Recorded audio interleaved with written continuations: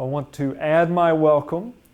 So glad that you're here today and joining us. I think you've got some great material to cover, and I'm excited for you because this material is, I think, something that's going to be very important to your success as a leader in our organization. We're going to cover some tools and some concepts and some competencies that I think will really be fundamental to you being successful. So it's going to be a great time. Welcome. Hope you enjoy it. Hope you get as much of it out of it as I did when I went through it as well. The other thing, not only to welcome you, but I want to congratulate you as well because we do not take lightly the granting of the responsibility of leading our people and our programs. The responsibility of leading our people and our programs to provide care to our patients and families, it's the most important trust that we place in people. And so the fact that you're here in this session means that you've either achieved great things in another role at our organization, or it means you've had success in other roles at other organizations. And we've invited you to come and take on this trust in our organization. So congratulations on that. That speaks very highly of you. And so I'm thrilled to have an opportunity to spend a little bit of time with you.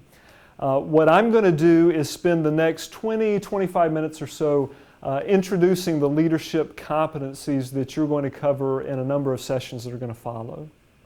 And some of you, as I mentioned, you're new to leadership. This is a new responsibility to you. You're maybe a little anxious about it, kind of not sure what you don't know yet.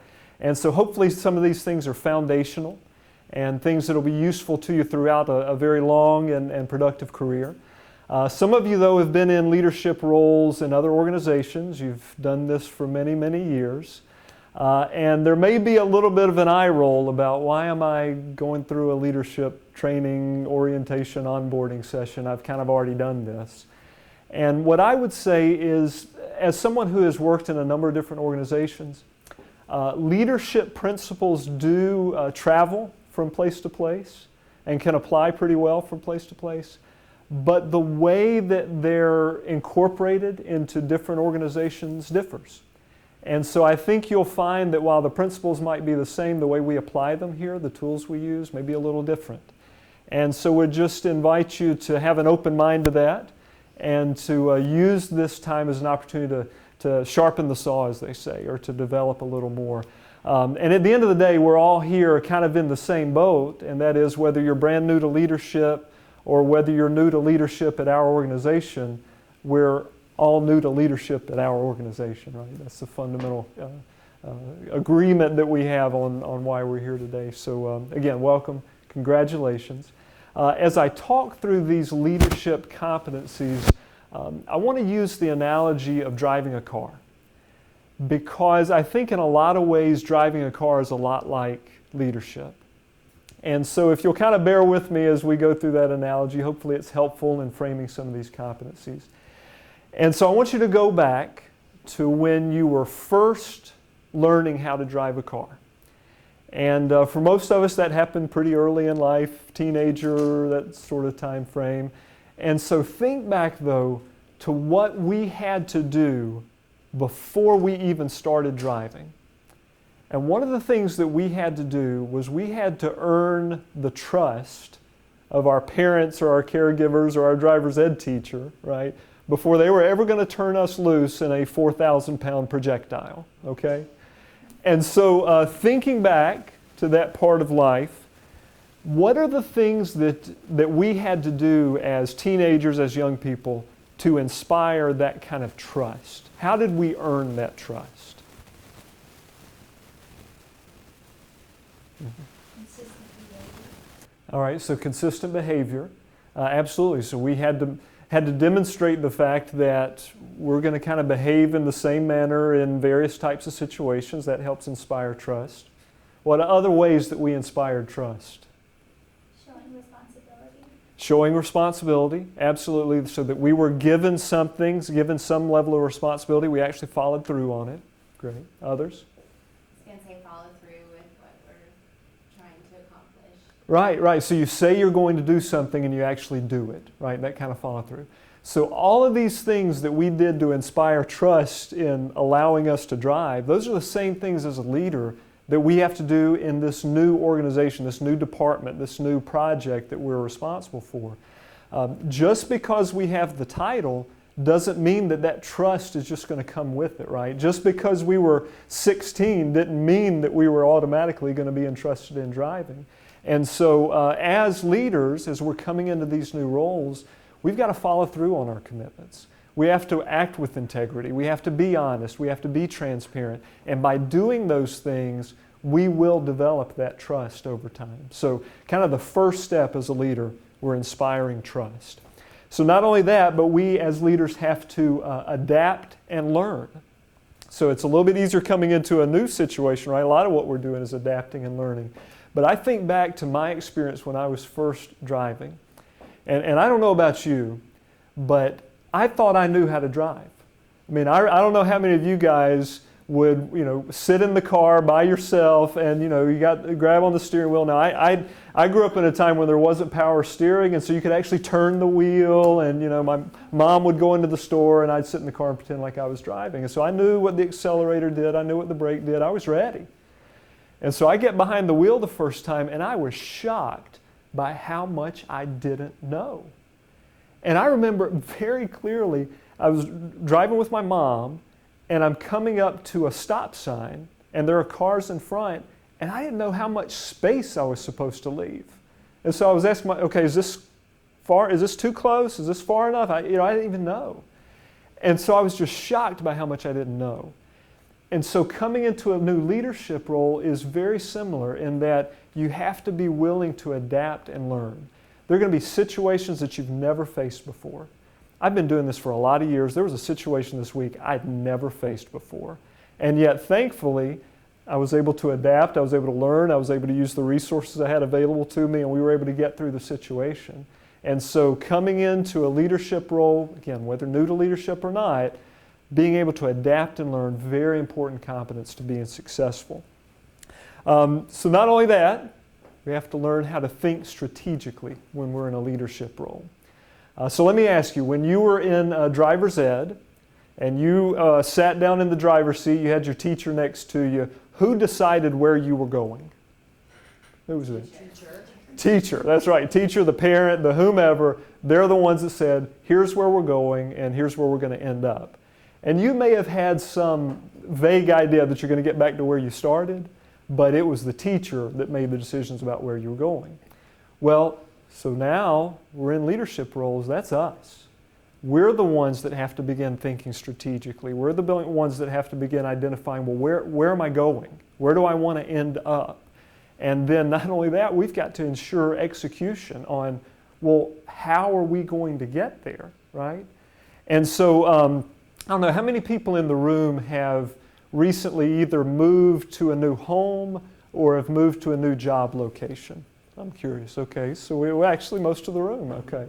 So as you're trying to figure out how am I going to get from my new home or how am I going to get from my home to my new job location, how did you go about figuring that out? What did you do? I Googled it. All right, use technology, right? Right, that's right. Well, other technology ways of looking at maps, basically figuring out what's the best route. That's exactly right. Another way, that's right, you're reaching out kind of to your network. We're going to talk about that in a moment. Ask friends, how do I get from here to there? Maybe even a little trial and error, right? I'm going to try this route and just kind of see what happens. Matter of fact, I tried a new route getting to work just a couple of weeks ago, and it's actually faster than the one I've been driving. And I never would have thought about this other little turn. And so, a little bit of trial and error there.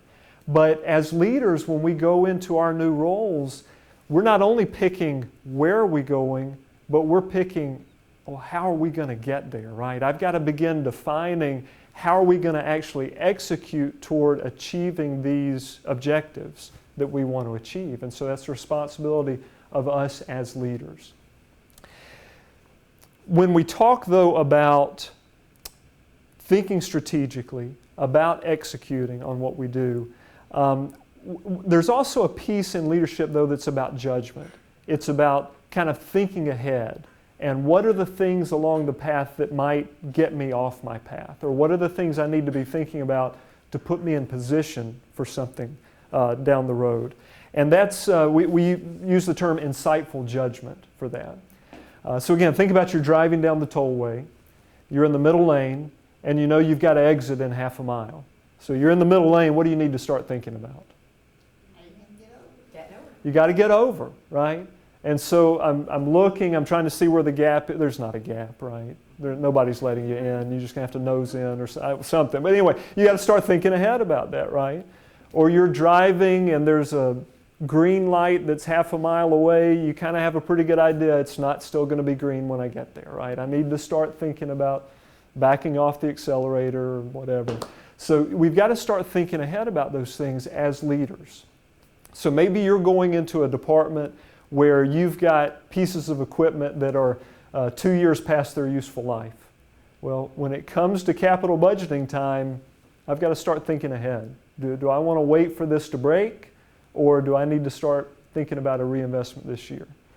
Or maybe you're responsible for a department and you have a nurse who just got engaged to a resident who's doing his fellowship in Seattle. Okay? Wonder how that might turn out, right? I might have an open position coming up pretty soon, right? So trying to think ahead about how are these things going to affect my department, how are these things going to impact us long term? So that idea of using insightful judgment along with thinking strategically. A moment ago we talked about as we're looking for direction, we may ask others about how do you get from one place to another. Very important aspect about leadership is building relationships, building that network.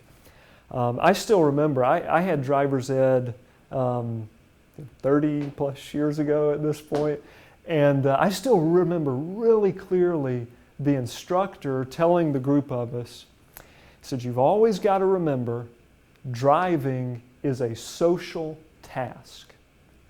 And I don't know why that stuck with me for years, but I do remember as a 16-year-old thinking, well, yeah, it's social. I got my buddies in the car. We're listening to the radio. You know, that's social. I don't think that's what he meant.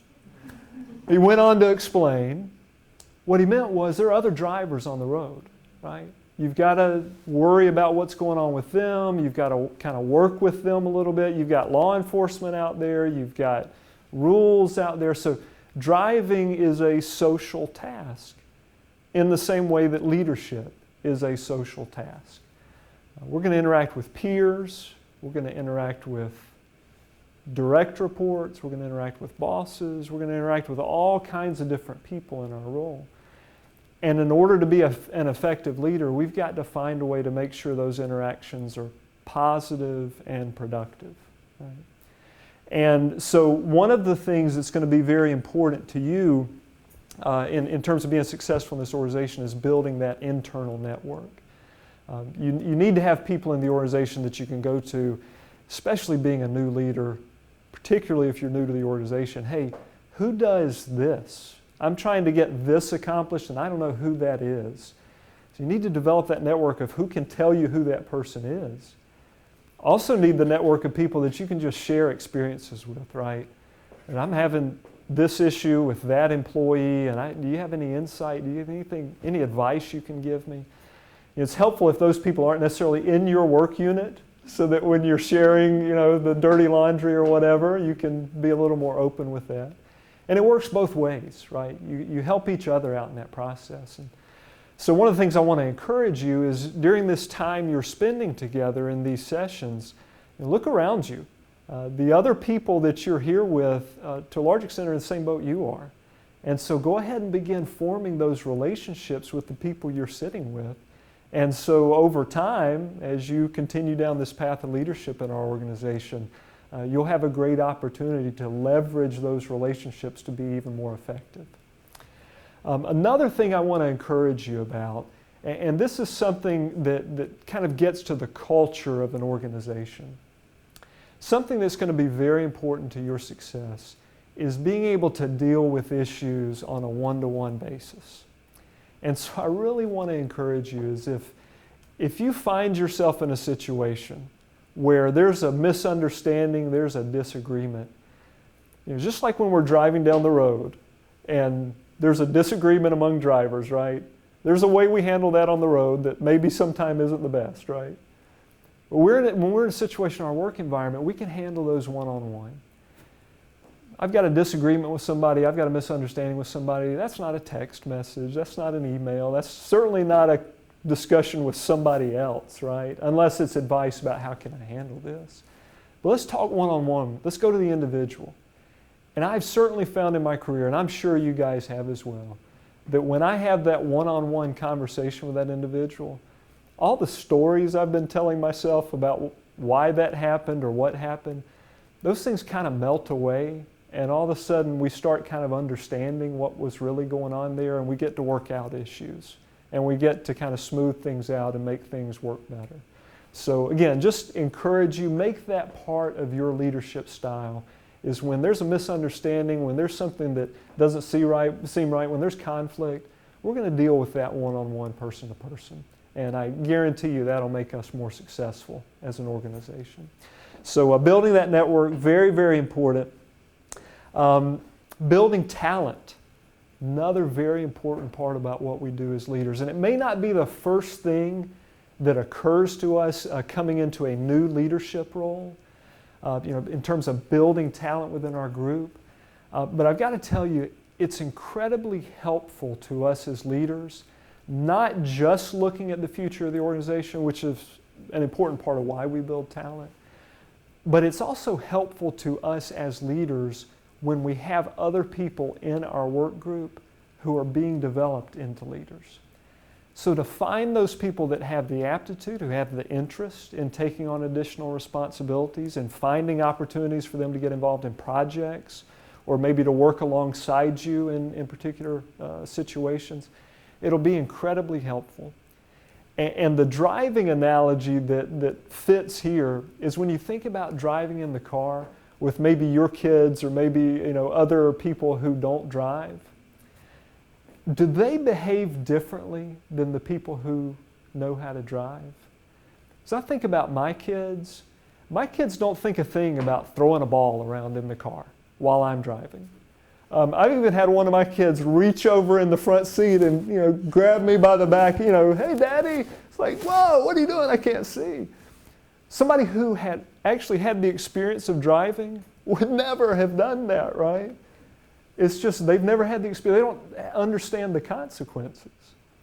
And so when we have people in our work unit who have no frame of reference about what leadership's like, they may not have the perspective for why we're making decisions. So number one, that goes to we ought to be very transparent in terms of inspiring trust. We talked about that. But it's also when we start helping other people develop leadership skills, there's a little bit of an aha that goes on there. And all of a sudden, it's not just you leading the project or the program or the department. You've got some help. You've got some support. You've got some understanding. So another great reason to build talent is so that you can get that kind of understanding and support. All right, so we get to the last competence that I want to talk about. And this is about focusing on our customers.